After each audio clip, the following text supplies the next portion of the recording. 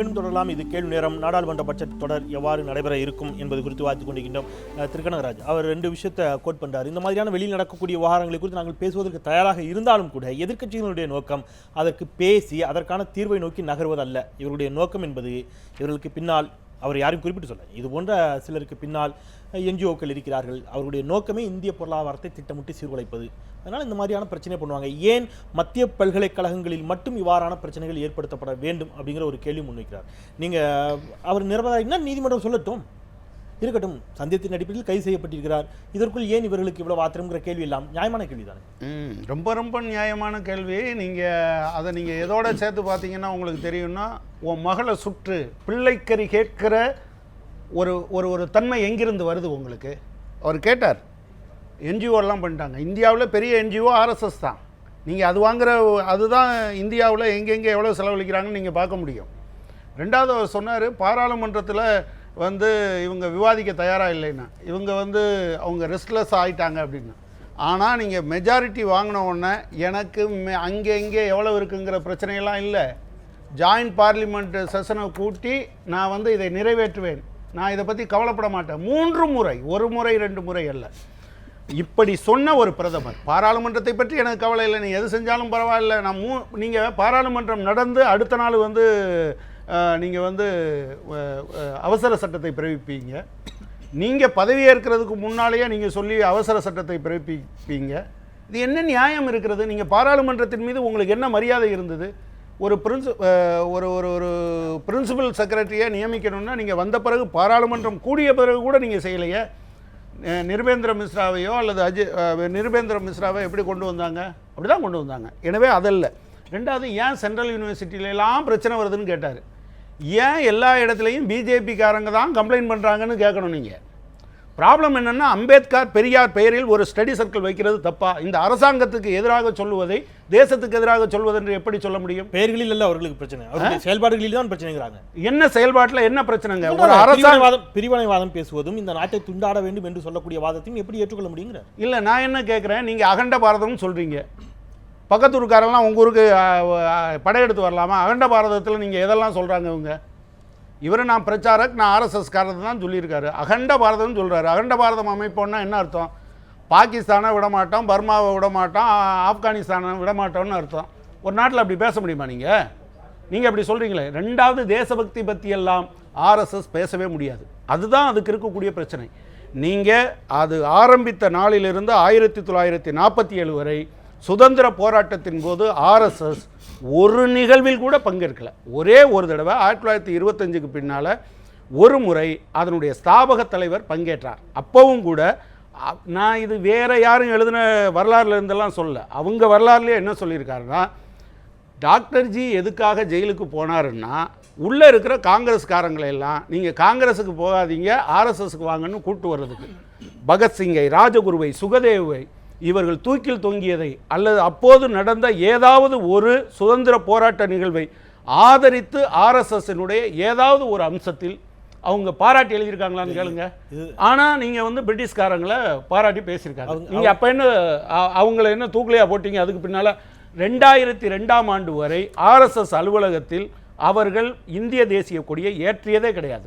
ஆர்எஸ்எஸ்னுடைய 2வது தலைவர் கோல்வால்கர் 1947 ஆகஸ்ட் 14ஆம் தேதி அவங்க ஆர்கனைசர் பத்திரிகையில் என்ன எழுதியிருக்காருன்னா, மூவர்ண கொடியை இந்துக்கள் ஏற்கவும் மாட்டார்கள், மதிக்கவும் மாட்டார்கள் என்று எழுதியிருக்கிறார். நான் அந்த கேள்வி நகரன் அதோடு சேர்த்து இந்த ஒரு கேள்வி தேசபக்தி சம்பந்தமாலாம் அதுல சம்பந்தம் இல்லாத யாரும் பேச முடியாது. இப்போ கூட நான் ஒண்ணு மட்டும் சொல்லிடுறேன். ராஜா சொன்னார் கம்யூனிஸ்டுகள் பிள்ளையை சுட்டுக் கொள்ளணும்னு. அவருக்கு நான் சொல்ல விரும்புகிறேன், இந்தியாவில் பாகிஸ்தானில் தீவிரவாதிகள் வந்திருக்காங்க, அஸ்ஸாமில் இருந்திருக்காங்க, திரிபுராவில் இருந்திருக்காங்க, மேற்கு வங்காளத்தில் இருந்திருக்காங்க, காஷ்மீரில் இருந்திருக்காங்க. எந்த தீவிரவாதத்தை எதிர்த்தாவது போராடி ஒரு தியாகியை கொடுத்ததாக அவர்களால் சொல்ல முடியுமா? பட்டியல் போடுங்க.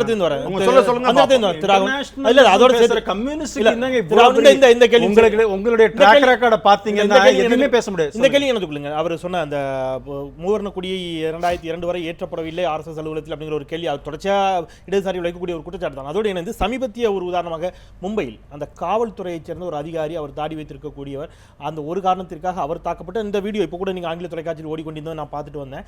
அவர் கையில் கொடுக்கப்படுது தேசிய கொடி அல்ல, காவி கொடி.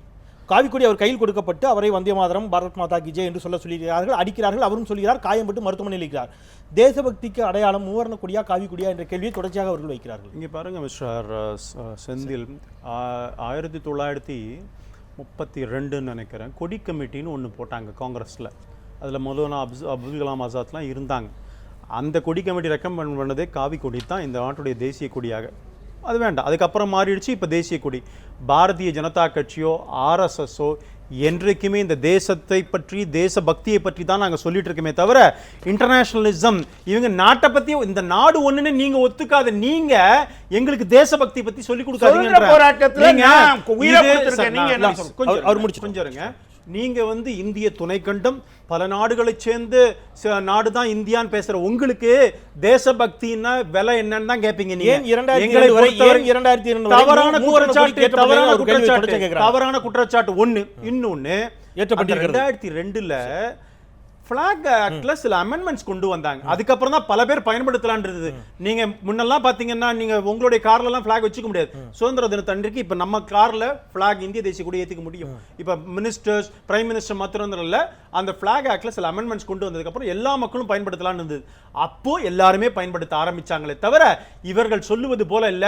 தேசபக்திக்கு தேசபக்தின்னா அதோட டெஃபினேஷனே தெரியாத இன்டர்நேஷனலிசம் பத்தி பேசுற, அதே போல சீன யுத்தத்துல இந்தியா சீன யுத்தத்துல சைனாக்கு ஆதரவா பேசின சில பேர் இன்றைக்கு எங்களுக்கு பாடம் புகட்டுறதா வேடிக்கையா இருக்கு. இன்னொன்னு சுதந்திர போராட்டத்துக்கு உங்களுக்குமே சம்பந்தம் இல்லை நான் சொல்றேங்க. ராஜா பத்தி பேசுறாரு. அன்னைக்கு எச் ராஜா அந்த பத்திரிகையாளர் செய்தி சந்திப்புல அவர் பக்கத்துல உட்கார்ந்தவன் நான். அவர் உட்கார்ந்து என்ன சொன்னார்னு கேட்கிறேன். தேசபக்தியை போட்டு என்னுடைய மகள் இப்படி செய்தாலும் கூட அவளையும் இப்படிதான் செய்யணும்னு தான் சொன்னாரே தவிர, அதாவது இது மீனிங் என்னன்னு சொன்னா எந்த காலத்திலையும் இந்த மாதிரி ஆன்டி இந்தியா ஸ்லோகன்ஸ் நம்ம அனுமதிக்க முடியாது. எப்படி கம்யூனிஸ்ட் ராகுல் காந்தி எப்படி அனுமதிச்சார் அதுதான் கேள்வி.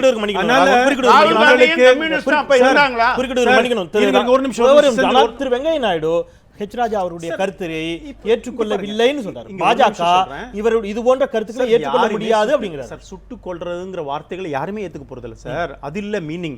நான் என்ன சொல்றேன், இன்றைக்கு இதற்காக போய் ஒரு மத்திய அமைச்சர் போய் உங்களுடைய டாக்டருக்காகவே ஒரு மத்திய அமைச்சர் சந்திச்சவங்க தான் இவங்க வீராதி வீரவங்க. சுதந்திரத்து ஜனநாயகத்துக்காக போராடுறவங்க போய் மத்திய அமைச்சர் போய் எதுக்கு பார்த்தாங்கன்னு அவங்க தான் சொல்லணும். ஒண்ணு. இன்னொரு விஷயம், எங்களை பொறுத்த வரைக்கும் நான் என்ன தெரியுமா சொல்ல வரேன், இன்னைக்கு எந்த அளவுக்கு ரெஸ்ட்ல இவங்க காங்கிரஸ் எந்த அளவுக்கு ரெஸ்ட்லெஸ் ஆயிட்டாங்களோ அதே போல கம்யூனிஸ்ட் ரெஸ்ட்லெஸ் ஆயிட்டாங்க. அதனால தான் மேற்கு வங்காள கம்யூனிஸ்ட் நடைபெற இருக்கின்ற சட்டமன்ற தேர்தலில் காங்கிரஸோடு சேர்ந்துக்கலாம் அப்படின்னு தீர்மானமே போடுறாங்க. 30,000 பேர் காங்கிரஸ் கட்சி சொல்லிட்டே இருங்க. நீங்க மத்திய கமிட்டி அதை ஒத்துக்கலங்கிறதெல்லாம் வேற விஷயம். மாநில கமிட்டி இத மாதிரி சொல்லி இருக்குது. 30,000 பேரை காங்கிரஸ் கட்சி தொண்டர்களை கொன்றதாக காங்கிரஸ் கிளைம் பண்ண கம்யூனிஸ்ட் இன்னைக்கு இவங்க ரெண்டு பேரும் ஒண்ணா ஆறாங்களா? தேர்தல் கூட்டணி பத்தி தேர்தல் கூட்டணி அந்த ரெஸ்ட்லெஸ் தான் இங்கே திராவிட முன்னேற்ற கழகத்தையும் திரு மு க ஸ்டாலின் அவர்களையும் ஆன்மீகவாதியாக பார்க்க சொல்லியதா? நான் ஒன்னு சொல்றேங்க, எங்களுக்கு பிரச்சனை இல்லைங்க. பாரதிய ஜனதா முரண்பட்ட கட்சிகள் எல்லா காலத்திலும் கூட்டணி வைத்திருக்கிறார்கள். எங்களுடைய தலைவர் அத்வானியாக இருந்தாலும் சரி, வாஜ்பாய் அப்போதுலன்னு சரி, எப்பவுமே பாரதிய ஜனதா கட்சி அரசியல்ல தீண்டத்தகாத தன்மை என்பது இல்லைன்னு வலியுறுத்தி கொண்டு நாங்க. ஒரு கேள்வி நான் கேட்டேன், சுதந்திர போராட்டத்தில் நீங்க ஈடுபட்டீங்களான்னு கேட்டேன். இது பல வருஷமா இதையே சொல்லிட்டு இருக்கீங்க. அதுக்கு பதில் சொல்லுங்க. மறுக்கிறேன். ஒரு பேரை நான் என்ன சொல்றேன், ஒரு பேர் ஆர்எஸ்எஸ் 1925ல ஆரம்பிச்சது, ஜனசங்கம் 51ல ஆரம்பிச்சது. 50 ஜனசங்கத்துல பாரதிய ஜனதா கட்சியை சார்ந்த ராகவன் சுதந்திர போராட்டத்தில் ஈடுபட்டானா நான் பறக்கவே இல்லைங்கிறேன்.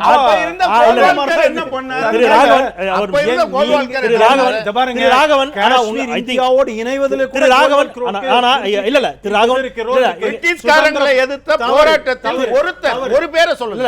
ஒரு பேரை சொல்லுங்க. இந்தியா முழுவதும் அவர் 1925 தான் அரசு ஆரம்பிக்கவே பட்டது அப்படிங்கிறது. சுகதேவன் தூக்கு மேடை ஏறுகிற போது 24 வயசுங்க. குறிச்சி கோல்வால்கர் 1940 எப்ப அவருக்கு என்ன வயசு? பொய்யான தகவல்களை எத்தனை ஆண்டு காலம் சொன்னாலும் ஒரு பேர் மக்கள் நீங்க சொல்றதே ஏத்துக்கலையே சார். இல்ல அது பிரச்சனை இல்ல. அப்ப இருந்த நான் சொல்றேன், ஒரு பேர் சொல்லுங்க. அப்ப காங்கிரஸ்ல பல தலைவர்கள், பிரபலமான தலைவர்கள் இருந்திருக்காங்க. ஒரு பேர் சொல்லுங்க. அப்ப ஆர்எஸ்எஸ் வளர்ந்து கொண்டிருக்கிற இயக்கம், ஜனசங்க வரவே இல்லாத இயக்கம். நீங்க பேரை சொல்லுங்க, பேரை சொல்லுங்க.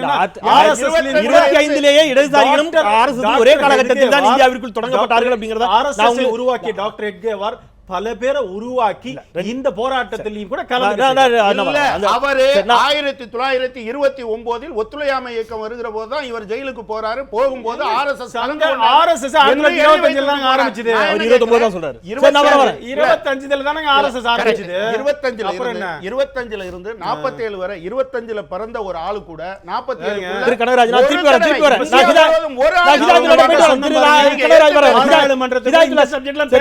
ஹிதாயத்துல்லா அவர் பாராளுமன்றத்தை முடக்குவதற்கு என்ன இந்த மாதிரி தான் பேசிட்டு இருப்பாங்க. ஒரு பேர் சொல்லுங்க. நீங்கள் சீன யுத்தத்தோடு அவர் ஒரு கேள்வி வைக்கிறாரு.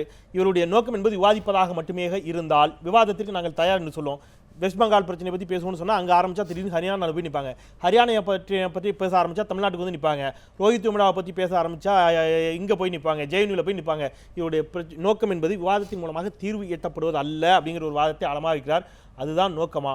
பின்னால் இருந்து இயக்கக்கூடிய என்ஜிஓக்கள் யார்? இதில் ரொம்ப முக்கியமான விஷயம், இந்த பிரச்சனைகளை உருவாக்குவது பாரதிய ஜனதா, பிரச்சனைகளை பெரிதாக்குவது பாரதிய ஜனதா. பிரதமராக இருக்கக்கூடியவர் அது ஒன்றும் செய்யலை. என்ன சொல்லிக்கிட்டு வர்றாருன்னு சொன்னால், இப்போ இவ்வளோ நேரம் பேசினார், கேட்ட கேள்விகளுக்கு பதில் சொல்ல ராகவன், என்ஜிஓ வந்து எங்களுக்கு எதிராக இருக்காங்க. வாஜ்பாய் காலத்தில் என்ஜிஓ இல்லையா? இந்தியாவில் காங்கிரஸ் ஆட்சி காலம் இருந்த நேரத்துலலாம் என்ஜிஓக்கள் இல்லையா? நான் கேட்குறேன், திடீர்னு என்ஜிஓக்கள் தேச விரோத சக்திகளாக மாறிட்டாங்களா? கேட்பது என்னன்னு சொன்னால், நீங்கள் கணக்கு கேளுங்க. அம்மா சோனியா காந்தி அவர்களும் ராகுல் காந்தி எங்களை கவிழ்க்க பார்க்கிறார்கள். எதிர்க்கட்சி அதைத்தானே செய்வாங்க. நான் கேட்பது, அதாவது யார் மேலே, அதே மாதிரி சிறுபான்மை மக்கள் மீது எங்கே போய் பீகாரில் போய் உங்களுடைய இடஒதுக்கீடு, உங்களுடைய வாய்ப்புகளை எல்லாம் சிறுபான்மைக்கு கொடுக்க போகிற கட்சிக்கு ஓட்டு போடாதுங்கிறார். ஒரு பிரதமர் பேசக்கூடிய பேச்சா? பிரச்சனைகளை உருவாக்குவது பிரதமரும் அவரை சார்ந்தவர்களும். இது ஒரு புறம் இருக்கட்டும். அவர் சொன்ன மாதிரி சுதந்திர இந்தியாவில் அவங்க இருந்தாங்க. 1925 என்ன குழந்தை, ஒரு வயசு குழந்தையா வந்து RSS ஆரம்பிக்கும் போது எல்லாம் வந்தாங்க. அப்போ 30 வயசு 40 வயசு இருந்தாங்கல்ல. ஏன் அவங்க சுதந்திரத்துக்கு போராடாது மட்டுமல்ல, வெள்ளையர்களுக்கு ஆதரவாக இருந்தாங்க, வெள்ளையருக்கு எழுதி கொடுத்தாங்க, வெள்ளையருக்கு காட்டி கொடுத்தாங்க என்பதெல்லாம் வரலாறு இருக்கு. நான் வேணா இன்னும் விளக்கமா சொன்னேன். வாஜ்பாய் அவர்கள் மீதும் அந்த குற்றச்சாட்டு இருக்கு. நான் என்ன கேட்கிறேன், நான் கேட்கிற கேள்வி என்னன்னு சொன்னா, நீங்க தேசபக்தி ஒண்ணு முஃப்தி முகமது செய்து ஆட்சிக்கு வந்தோன்னா என்ன சொன்னார் முதல் வார்த்தை, இந்த தேர்தல் நடந்ததுக்கு நாங்கள் வெற்றி பெற்றதுக்கு காரணம் வேற யாரே சொல்லியிருந்தாலும் பரவாயில்லை. என்ன சொன்னார்னா, தீவிரவாதிகள், பாகிஸ்தான் தீவிரவாதிகளால் தான். நான் கேட்குறேன், அப்படி சொன்னவரை தேச துரோக வழக்கில் நீங்கள் போட்டிருக்கணும், அல்லது அவரோட போய் பதவி ஆசையோடு போய் அவர்கிட்ட போய் நீங்கள் ஒட்டிக்கிட்டீங்க. அப்போ அங்கேயும் காஷ்மீரில் பல நேரங்களில் வந்து பாகிஸ்தான் கொடியும் பாகிஸ்தான் கோஷம் அடிக்கடி நம்ம பார்க்குறோம். இவ்வளவு இருந்தும் அந்த ஆட்சியோடு இருந்தீங்க. உங்களுக்கு ஆட்சி தான் முக்கியமே ஒழிய உங்களுக்கு தேசபக்தி முக்கியம் என்று அல்ல. நீங்க என்ன நினைக்கிறீங்க? RSS தவிர மீதி யாருமே தேசபக்தி இல்ல. பாரதிய ஜனதாவுக்கு ஓட்டு போடுறவங்களால யாருமே அவங்க ராமருக்கு பிறக்கல. அப்ப தேவாதங்களே கடந்த காலத்தில் காங்கிரஸ் வைத்தது உங்களுக்கு நான் சொல்ல வேண்டியது என்னன்னு சொன்னா, இன்றைக்கு நான் ஏன் சொல்றேன்னா, இதே வாதங்களை நீங்க பிஜேபின்னு சொல்றீங்க, நான் ஏன் பிஜேபின்னு சுருக்கி பார்க்கல அப்படின்னு கேட்கிறேன்னா, இதற்கு முன்பு நான் தொகுப்பாளராக வேறு பல தொலைக்காட்சிகளில் அப்பொழுது அன்றைய காங்கிரஸ் ஆட்சி காலத்தில் காங்கிரஸ் அரசு கொண்டு வந்த திட்டங்களுக்கு எதிராக மக்கள் போராட்டங்களை நடத்துகின்ற பொழுது அந்த போராட்டங்கள் குறித்து கேள்வி கேட்டால் இவர்கள் அத்தனை பேரும் தேசத்துறைகள், போராடுபவர்கள், நீங்கள் எல்லாம் தேசத்துறைகளுக்கு ஆதரவானவர்கள் என்று காங்கிரஸ் குற்றம் சாட்டியது. குறிப்பா நீங்க கூட பிரச்சனை எடுத்துங்க, அல்லது மற்ற பிரச்சனை எடுத்துக்கங்க, இங்கே போராடி அத்தனை பேர் மீதும் தேசத்துறை சொல்றேன். டாக்டர் மன்மோகன் சிங் அவர்கள் இதே ஜவஹர்லால் நேரு யூனிவர்சிட்டிக்கு போனப்ப இதை விட மோசமாக அவமானப்படுத்தப்பட்டார் மோடி போல. அப்ப கூட யாரையும் தேச துரோகி என்று காங்கிரஸ் சொல்லல. இதே என்ஜிஓக்கள் கூடங்குளத்தில இருந்து எல்லா விஷயத்திலும் எதிராக இருந்தார்கள். நீங்க மக்கள் ஒரு போராட்டத்தை பண்ணின பொழுது நீங்க அன்னைக்கு சொன்ன குற்றச்சாட்டு, இந்த போராட்டத்துக்கு பின்னால் என்ஜிஓக்கள் இருக்கிறார்கள், பணம் வருகிறது, அதே அவங்க சொன்னாங்கன்னா எட்டிக்காயா கசக்குதுன்னா என்பது வேறு. அவர்களை தேச விரோதிகள் என்று நான் ஒரு சின்ன இடங்களுக்கு ஒரே ஒரு விஷயம் சொல்லி முடிச்சுக்கிறேன். அதாவது ஒட்டுமொத்தமாக இந்தியாவில் பாரதிய ஜனதாவுக்கு அல்லது RSSக்கு ஆதரவு இல்லாத எல்லோருமே தேச துரோகிகள் என்று சொல்லக்கூடிய ஒரு நிலைப்பாடு வேற மாதிரி நான் ஒரு சின்ன இடங்களுக்கு பிறகு இது இவ்வாறு எடுத்துக்கொள்ள முடியுமா? அல்லது அரசு ஆட்சியாளர்களுக்கினுடைய கொள்கைகளை அல்லது ஆட்சியாளர்களுடைய நடவடிக்கைகளை கேள்வி கேட்பவர்கள் அத்தனை பேரும் தேச துரோகிகளாக பார்க்கப்படுகிறார்கள் அல்லது ஏற்கனவே கடந்த ஆட்சி காலத்தில் பார்க்கப்பட்டார்கள் என்று எடுத்துக்கொள்வதா? பேசலாம் சிறிய இடைவேளைக்கு பிறகு.